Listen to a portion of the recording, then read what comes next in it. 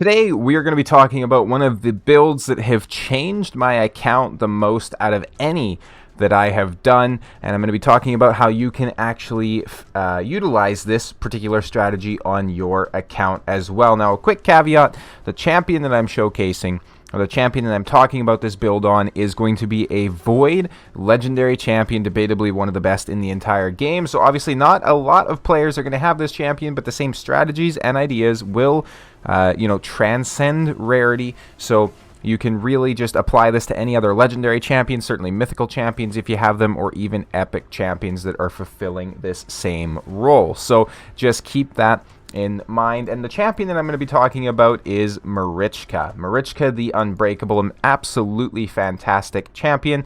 I'm not going to go through her kit. If you're not familiar with what she does, go ahead and take a look at that at some point. Now, what is the build that we're talking about? Well, the build is going to be a 4-piece stone skin, giving us the one piece or the one turn rather of the stone skin buff, obviously with a 50% chance of blocking the removal or the steal, as well as some resistance, HP, and defense, plus a relentless set, which is a 4-piece set, giving us an 18% chance to get an extra turn. Now, why is this so impactful, and why does this help out champions? Well, Marichka's kit specifically already has an extra turn mechanic on the A3. So she's going to grant an extra turn with this cleanse if 5 or more debuffs were removed. This is counting individual debuffs across the entire team. So obviously having that extra turn going into a secondary turn, which gives you another chance to proc Relentless, makes it very strong for her kit. She also has an incredibly strong A1, where it brings in an ally to attack the enemy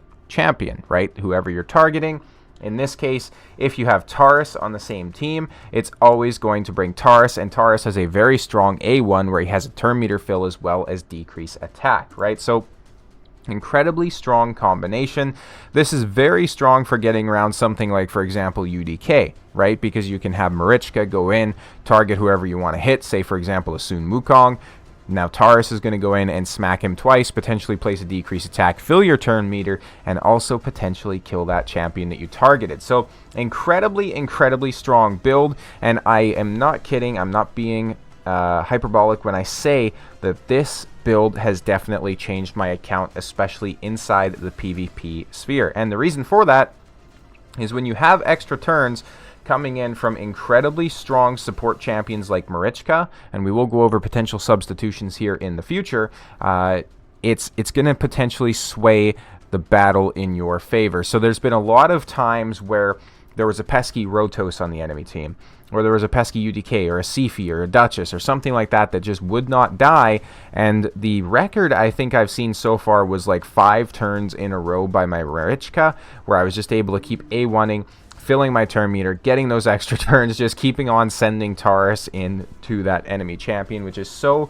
incredibly broken that it is fantastic. Now, who else can you use this strategy on, right? So obviously the first notable call out is going to be any sort of a mythical, because with mythical champions, on their transformation ability, you're already getting an extra turn. Those extra turns then have their own chance to proc Relentless on top, essentially, right? So they do get that extra turn. Once you're taking that extra turn, there's a chance that you're going to get the turn after. So for example, with Crixia, let's say she gets an alternative form. She then procs her extra turn. She then goes ahead and does her Night Purge. There's then a chance that you're essentially going to get another extra turn proc and be able to do the Reign of Damnation. Now, she's not a particularly strong candidate for Relentless, because you don't necessarily want her doing things multiple times or whatnot, just because she's buffing, resetting, all that sort of good stuff. But a very strong candidate would be somebody like a Lady Mikage. Why? Well, she's an ally attack, obviously, so extra turns are also going to mean that the cooldowns of these skills get decreased by 1 tick, so a regular 4-turn skill cooldown is going to be a 3-turn if there's an extra turn thrown in there.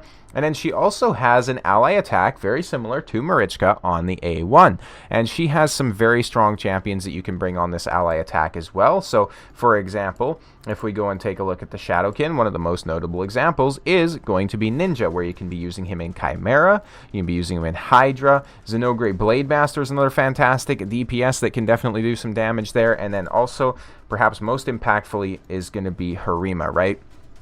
Getting Harima to team up with you on your A1s is going to be so incredibly strong. A Shuzen teaming up with you on an A1 with her block active skills could potentially sway the battle very much in your favor too. Even just a classic old school DPS like Jintoro is going to be a very, very solid option. So her, Mikage is another champion that's absolutely fantastic for this. Generally, when I'm looking at Relentless, there's a couple of champions that I'm going to be trying to build it on, and that's going to be somebody that already has inbuilt extra turn mechanics. So an Epic that would be an example of this, because I understand not everybody's going to have these mythicals or legendaries or void legendaries, right? So an Epic that is a fantastic example would be somebody like a Whisper, right? Because Whisper already has the built-in extra turn mechanic on her A3. We all know about Whisper and how ridiculously broken she is inside Relentless, but you know, you don't necessarily have to build her with the stone skin like I was mentioning, just that side of it. So the Relentless side of it, somebody that has a built-in extra turn. This Relentless plus Stone Skin combination is absolutely brutal to go against for PvP if you pair it with the correct champion. So somebody like a Lord Entertainer Fabian is a perfect example. You generally want Fabian to be built inside some sort of stone skin or survivability, right? Just to make sure that he can get a turn, essentially. And then with his kit, he does have that potential for an extra turn already on his A3, and then he does also obviously have his A2. If you can get an extra turn off of this, you can then go into some turn meter steal on the A1, which is going to give you a faster cycle time to your A3, right? So some potential insanity there.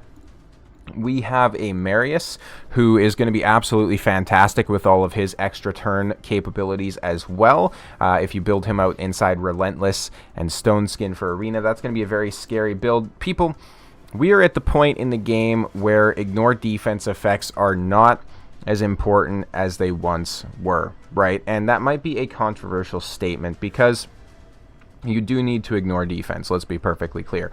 But we're not in the era of tank teams anymore. We're in the era of speed teams, RNG bullshit, bomb metas, as well as HP burns, all that sort of good stuff, right? So gone are the days where you're going to be sitting back, letting them hit you and do nothing because you have a Duchess or a Siphi that's just incredibly tanky, or a Necrit that can sit there and protect you, right? Those champions are very, very niche in today's meta. Siphi not so much, but me, for example, in Gold 4 Live Arena, I can probably count on my fingers how many times I've seen a Duchess in my entire time pushing up to the 1,300 points required for this season to get the crafting materials.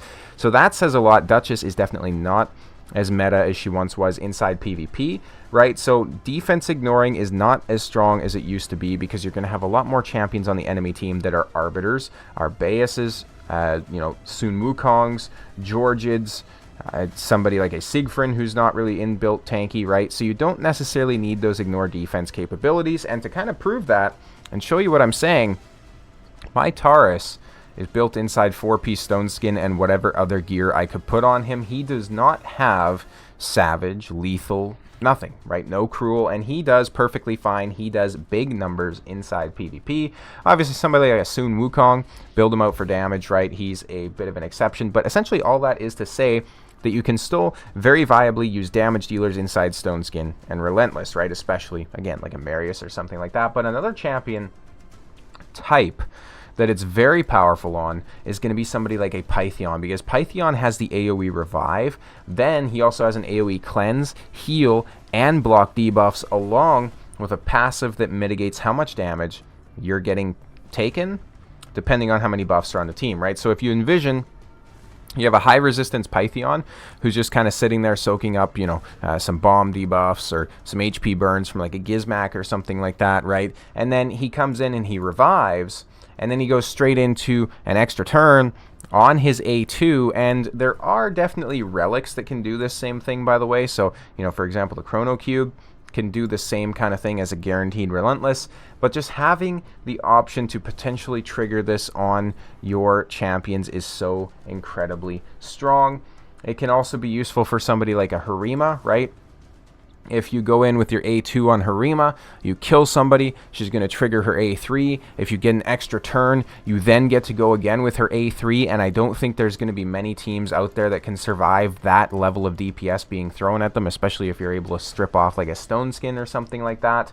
It's obviously Very strong for somebody like a Freya with the amount of cleansing, as well as the provokes, as well as the survival that she's bringing. And another thing that's very important with this is with any sort of relentless build, keep in mind that it works on passives too, right? So for example, her active effect, which is normally on a 5-turn cooldown where she prevents the death, heals somebody, and gives them an instant turn if they were about to die, she can proc Relentless, right? And that Relentless is going to mean that this cooldown goes to 4, 3 turns, whatever it might be. Any amount of turns she takes is going to help that to cool down quicker, which means that you can then obviously prevent the death even faster, right? So some very, very strong options there, certainly. White Queen Ancora is a fantastic way to go with it as well.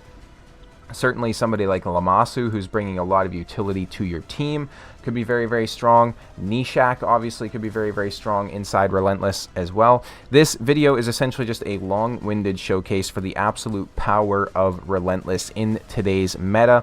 I think it's definitely something that's not talked about quite enough. We're going to go ahead and run my Tarichka team here and essentially see if we can get some of those extra turns to proc.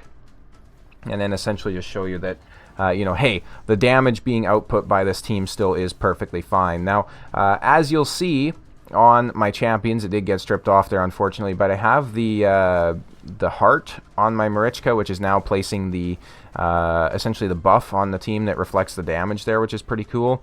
This team isn't incredibly tanky or anything like that, so certainly not saying that this is a perfect example, but you can see Sun Wukong got taken out there because of the reflect damage, which is very cool. The Magma Shield specifically is what I was referencing.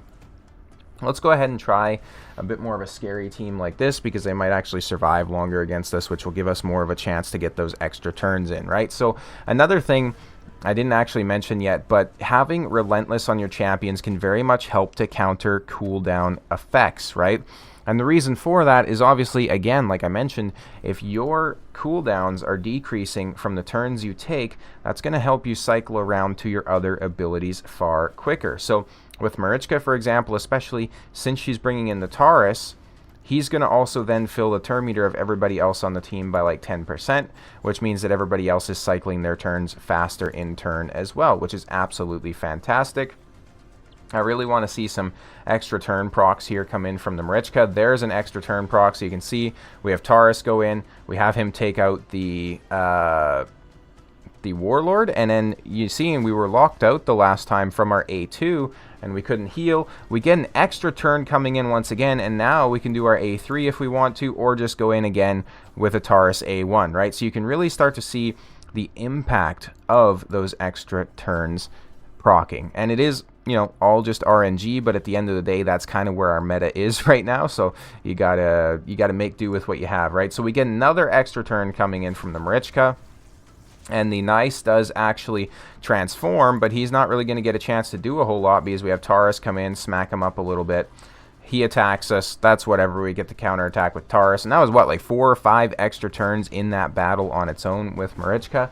It is so incredibly strong, and I quite literally have won live arena battles based off of how many times it has or has not procced, right? It's absolutely insane.